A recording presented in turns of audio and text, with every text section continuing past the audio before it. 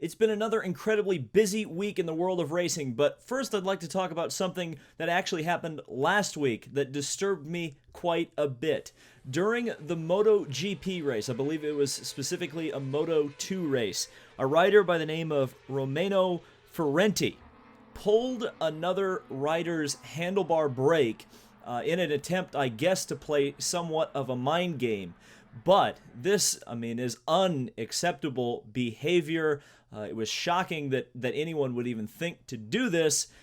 Promptly, MotoGP stepped up and gave him a 2-race suspension, which I felt was a bit ridiculous considering how fast these MotoGP bikes go on the straightaways. They can reach speeds of over 220 miles per hour on a bike with no seatbelts or a monocoque carbon fiber chassis around you when you impact something. So the fact that a rider was willing to put another one's life at risk at this particular or to this particular level of degree, I found absolutely egregious. And the fact that MotoGP only gave him a 2-race suspension was a bad look, no doubt about it. Thankfully, the market took care of itself, and the two teams that employed Mr. Fenati terminated those contracts, and I suspect he will not work in this town again for a very long time, if at all. Probably will never be paid to ride a bike competitively ever again. And here's the even perhaps more disturbing thing about all of this. This isn't even the first incident that has involved this Fenati gentleman causing another rider distress unnecessarily during the course of a race. He has kicked out at other riders trying to knock them off their bikes, and he's even reached over into the cockpit of another bike in previous editions of races where he's actually turned a competitor's bike off while they're driving. It's unbelievable, but particularly this offense was egregious because if you've ever ridden a bike, and I'm not a big bike aficionado, but you don't have to be to know this, when you pull that handlebar brake and you stop suddenly, or you lock those brakes up, there's a very good chance that you're going over those handlebars and onto the pavement in front of you. And when you increase the speed versus something like a road bike where you're maybe going 5 to 10 miles per hour, and you go up to 200 miles an hour, and you're playing games where you're pulling the handlebar brake on somebody else and potentially throwing them to the ground at 200 miles an hour, potentially in front of other traffic to be run over, that almost goes past the realm of, or it does go past the realm of a dirty trick into pretty much attempted murder. Let's say allegedly it's attempted murder. He hasn't gone to court yet, but I certainly think this should be settled civilly between these two riders, or somebody needs to sue this guy, because this was unacceptable behavior, and rightfully so. Everybody called it out. There weren't a whole lot of people who were in his camp on this one, but I just had to talk about it because I thought it was just that egregious. More recent news, and fairly interesting for those of you who don't necessarily like the look of the current F1 cars. F1, Formula One Management, Liberty Media, whoever they are now, released these photos of F1 cars, ironically enough, going backwards at the Daytona International Speedway, but they are of concepts of what they're expecting the 2021 F1 cars to look like. And there's some interesting things. There's some things we certainly knew about going in, like the 18-inch wheels, but some things that are potentially very nice and very welcome for Formula One fans who have maybe complained about some of the aesthetics of current Formula One cars, particularly the halo being a bit more swept back. It seems to be a bit higher, maybe a little bit more sight lines for the drivers, and it's also thinner at the front, and overall, it just creates a much nicer, more integrated looking profile. Also, the nose is incredibly nice. I have to say, one of the worst parts of a modern open-wheel car is the nose. It seems like every nose cone that has come out on modern open-wheel cars seems too wide, it seems too bulky, there's too many arrow things all over. This is a nice, clean design, looks very nice. And interesting enough as well, the side pods bear a striking resemblance to the current ones used in IndyCar racing. It looks like they used a little bit of inspiration there. And if you didn't get an IndyCar vibe from that, you certainly will when perhaps the most controversial aspect of this, and something not a lot of people have been talking about yet, yeah, those are bumpers hanging over the rear wheels of the car. Now, they're very small, but they certainly give me some Formula E IndyCar vibes. And you have to imagine that this is an effort, a concerted effort, to try to clean up the airflow behind an F1 car to create better passing opportunities in a race. But boy, oh boy, I don't think that's going to go over well with the Formula One faithful to see the rear wheels even partially covered up. Now, even more potentially interesting about all of this, or I guess I should stress about this, is that Formula One is very much not a spec series, and these concepts are just that, concepts. I suspect once these cars hit the track in 2021, there'll be some sort of ugliness to them. There'll be some sort of significant difference between the cars when they're on the grid. A Mercedes is not going to look the same as a Sauber, is what I'm trying to say. And speaking of Sauber, what in the world was this news? Kimi Raikkonen has willingly signed to drive for Sauber. This came on the heels of an announcement that Charles Leclerc would be confirmed as the second Ferrari man. And what's interesting about all of this is that Kimi Raikkonen, like I said, willingly signed with Sauber. He negotiated this contract. This was not a Ferrari Sauber seat swap, as many people have kind of speculated might happen. This was Kimi deciding to go back to basics. Sauber was one of his first teams in F1. It was where he kind of shone as a driver, or showed himself as a driver. And even more interesting is that a driver is willing to go to the back of the grid to stay in F1. And really, Sauber has improved quite a bit this year. And that may be a lot down to Leclerc and the talent level that he has. He's not in Ferrari for no reason. And by the way, he doesn't have number 2 status. He apparently negotiated that into his contract. So it's going to be a championship fight for Ferrari, at least to start the season next season. But on the Sauber side of things, Kimi coming in there is the first driver on that team since probably the BMW days that has had a ton of experience and a lot of race winning experience. In fact, I think Kimi's the first world championship driver that has driven for Sauber since Jacques Villeneuve. And whether you feel that Jacques Villeneuve was really a world championship caliber driver, that's up to you. But yeah, this is an interesting move, an interesting turn of events. I think it caught a lot of people off guard. I think a lot of people, myself included, saw Leclerc going to Ferrari, but where would Kimi go? I mistakenly said McLaren last week. Turns out, yeah, Carlos Sainz had been signed 2 weeks before I'd made that statement, so sorry about that. But yeah, this is an interesting move. I'd be interested to see your thoughts in the comments. Do you think Kimi will elevate the Sauber team, or do you think it's going to stay right about where it is? Do you think Marcus Ericsson's going to stay there, or do you think they might go with Stoffel Vandoorne or some of the other current free agents with some F1 chops? Be interesting to see where it all goes.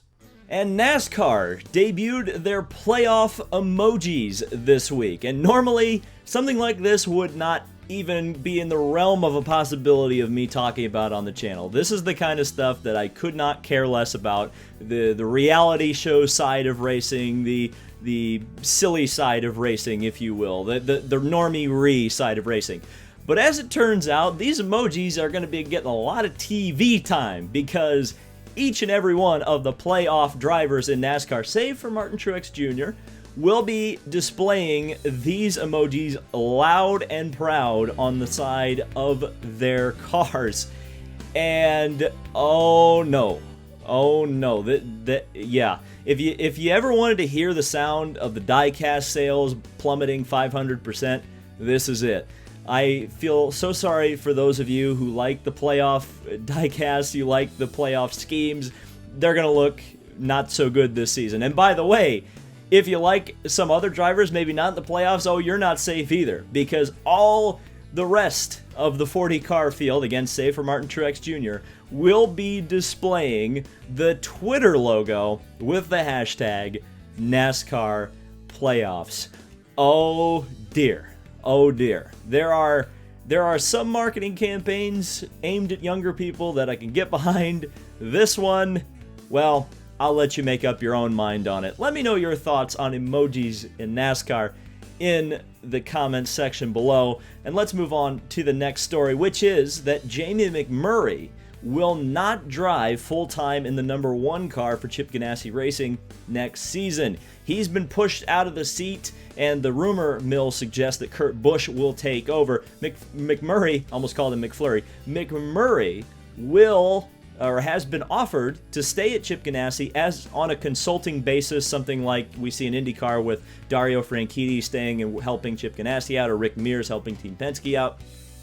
And will also be offered a seat in next year's Daytona 500 in a 3rd car for Ganassi Racing. But again, it's kind of yet another of the old stars of NASCAR starting to flitter to the wind. We've only got a few left at this point going into next season. We'll see if Kenseth stays around, if Newman stays around, if Johnson stays around. Those are going to be about it. You know, you got the Kurt Busches out there still, and it seems like Kurt Busch is going to go into that seat.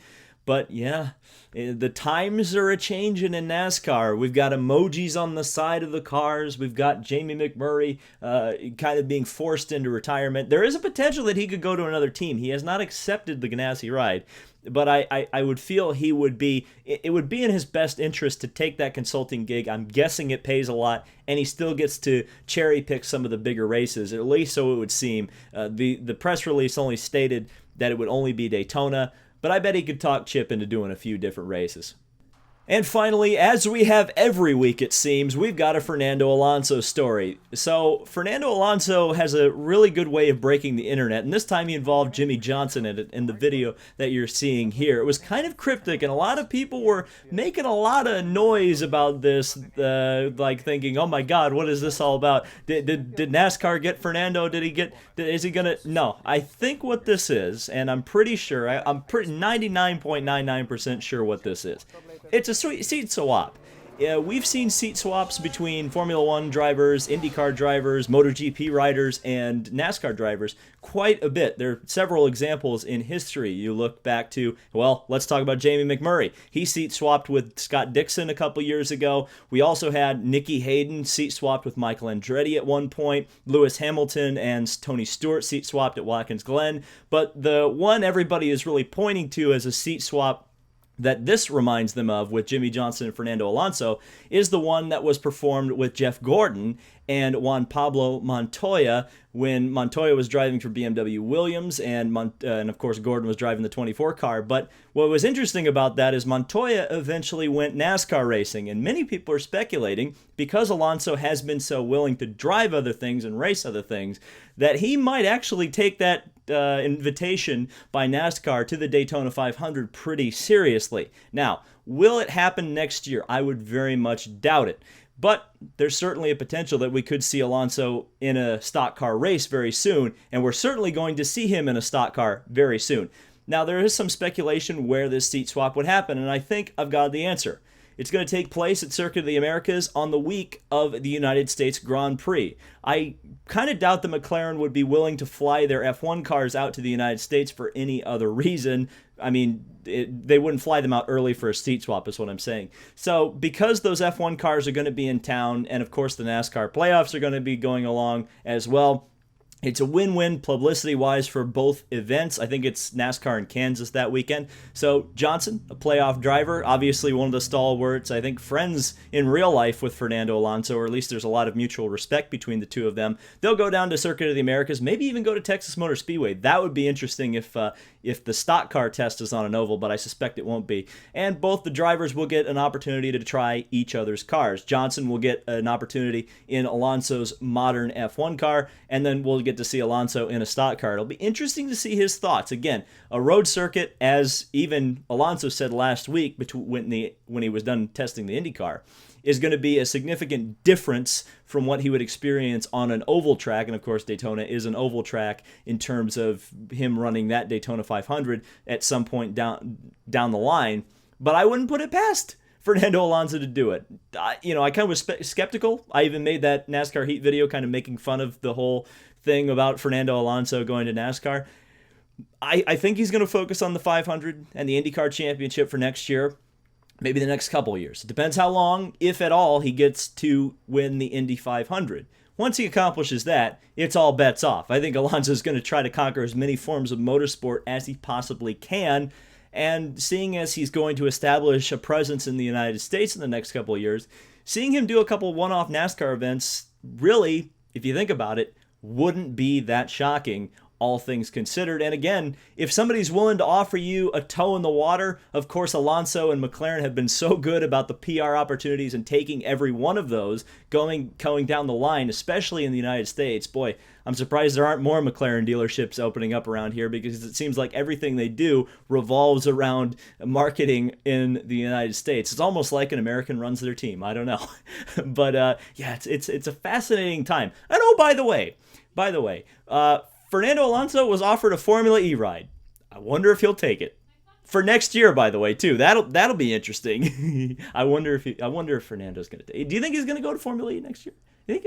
I think so. Yeah. No. You know what? Screw IndyCar. Screw the Indy 500. Screw the Daytona 500. No. Le Mans. Yeah. You know what? He's going to drop out of the World Endurance Championship. He's going to go Formula E racing. Hey, you got a headline Formula E. You're doing it. You got me to talk about you in this week in racing. So that was This Week in Racing. If you did enjoy it, hit the like button, hit the subscribe button for more motorsport content.